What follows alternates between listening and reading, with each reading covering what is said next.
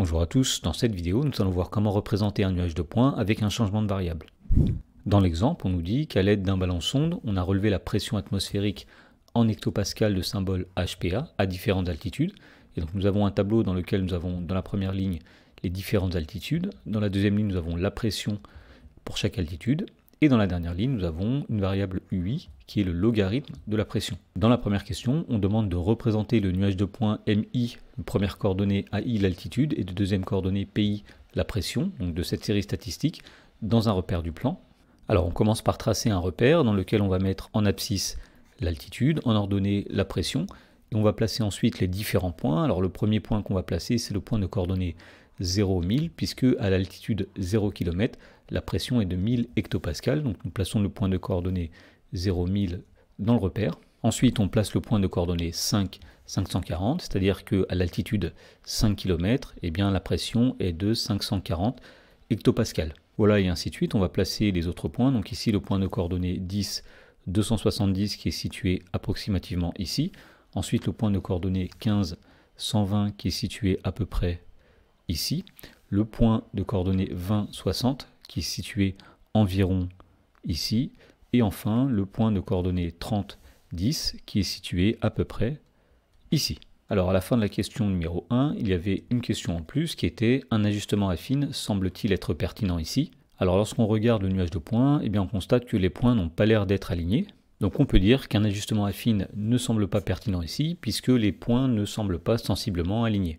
Dans la question numéro 2, on demande de compléter la dernière colonne ou plutôt la dernière ligne du tableau précédent et de représenter le nuage de points de coordonnées UI en abscisse, AI en ordonnée dans un repère du plan. Alors pour compléter la dernière ligne, on va tout simplement prendre la pression et calculer son logarithme décimal. Donc tout d'abord, le logarithme décimal de 1000, on sait que c'est égal à 3. Ensuite, on calcule le logarithme décimal de 540. Alors à l'aide d'une calculatrice, on trouve que ce logarithme est à peu près égal à 2,73. Et donc de la même façon, on va compléter les autres cases à l'aide d'une calculatrice. Et donc on trouve que le logarithme de 270 est à peu près égal à 2,43, le logarithme de 120 est à peu près égal à 2,08, le logarithme de 60 est à peu près égal à 1,78, et le logarithme de 10 est égal à 1. Maintenant qu'on a calculé les nombres de la série UI, on va pouvoir représenter les points de coordonnées UI, AI dans un repère. Alors en abscisse, nous avons les nombres de la série UI, en ordonnée, nous avons les nombres de la série AI, les altitudes. Donc le premier point que nous allons représenter, c'est le point de coordonnées 3 en abscisse, 0 en ordonnée, c'est-à-dire le point qui est situé ici. Ensuite, on va représenter le point de coordonnée 2,73 en abscisse, 5 en ordonnée, c'est-à-dire le point qui est situé environ ici. Ensuite, on place le point de coordonnée 2,43, 10, donc c'est le point qui va être situé approximativement ici. Ensuite, le point de coordonnée 2,08, 15, donc on va le placer environ ici. Ensuite, le point de coordonnée 1,78, 20, donc nous sommes à peu près situés ici. Et enfin, on place le point de coordonnée 1,30, c'est-à-dire le point qui sera situé ici.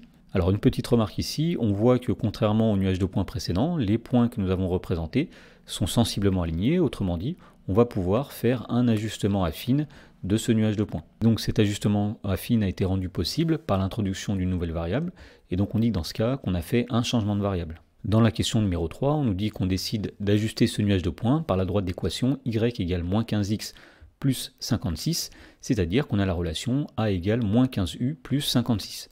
Et donc si on représentait cette droite dans le repère précédent, on aurait quelque chose qui fait comme ceci.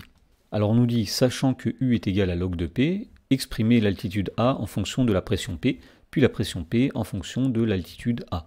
Alors pour faire cela, on va commencer par partir de la relation A est égal à moins 15 U plus 56 qui a été obtenu grâce à l'ajustement affine et dire que cette relation est équivalente à A est égal à moins 15 log de P plus 56 puisque effectivement U est égal à log de P. Voilà, donc nous avons ici exprimé l'altitude A en fonction de la pression P, c'est-à-dire que si on connaît la pression, on est capable de calculer l'altitude et on nous demande à la fin d'obtenir la pression P en fonction de l'altitude A, donc, autrement dit, il va falloir exprimer P en fonction de A. Alors pour cela, on va commencer par isoler log de P.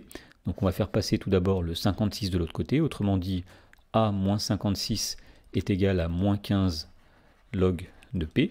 Ensuite, on divise des deux côtés par moins 15, autrement dit A moins 56 divisé par moins 15 est égal à log de P.